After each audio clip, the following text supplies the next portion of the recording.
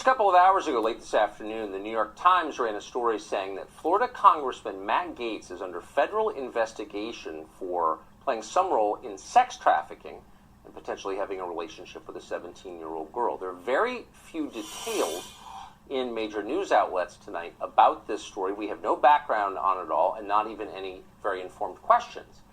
Instead, we've invited Congressman Gaetz on the show to respond to these stories and give us his view of them. Congressman, thanks so much for coming on. Appreciate it.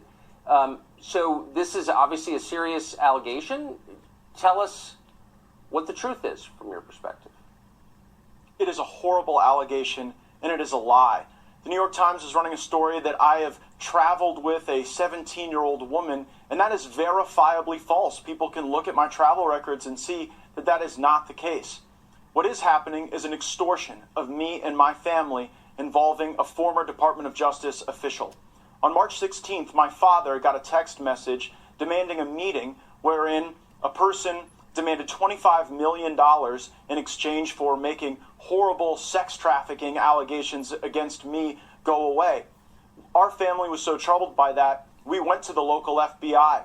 And the FBI and the Department of Justice were so concerned about this attempted extortion of a member of Congress that they asked my dad to wear a wire, which he did with the former Department of Justice official.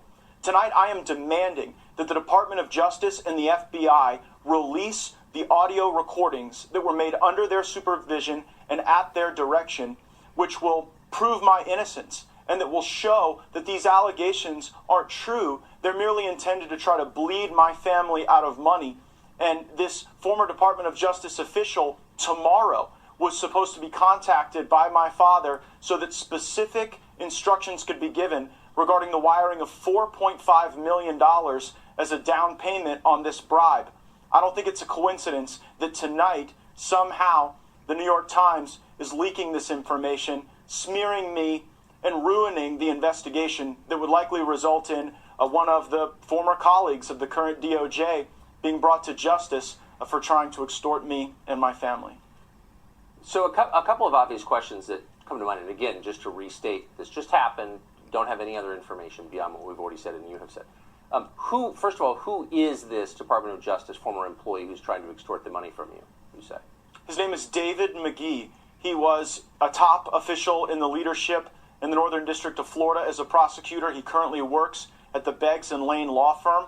As a matter of fact, one of the recordings that was made at the FBI and Department of Justice request occurred at that law firm, and the money that was supposed to be paid today that would have shown even more evidence of David McGee's work in this extortion scheme, that was foiled by the New York Times story, and I believe that's why this horrible information and these terrible allegations have been used this evening. So and I'll get to the investigation in a sec, but you're saying that David McGee was motivated by greed. He was trying to extort money from your family. That's his motivation, you're saying? I know that there was a demand for money in exchange for a commitment that he could make this investigation go away along with his co-conspirators.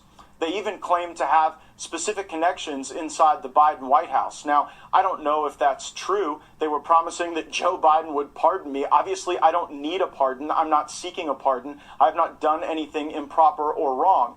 But what I am troubled by is the real motivation for all of this. You know, just tonight, Ted Lieu, a Democrat, is calling on me to be removed from the House Judiciary Committee.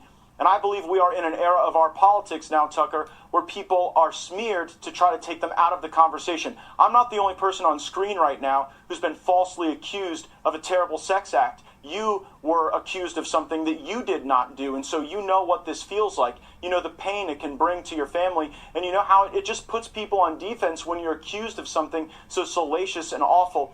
But it did not happen. It is not true. And the fact that it is the basis of this attempt to extort my family tells a lot. And if the FBI and Department of Justice will release the tapes that they are in possession of, the American people will see what is really going on.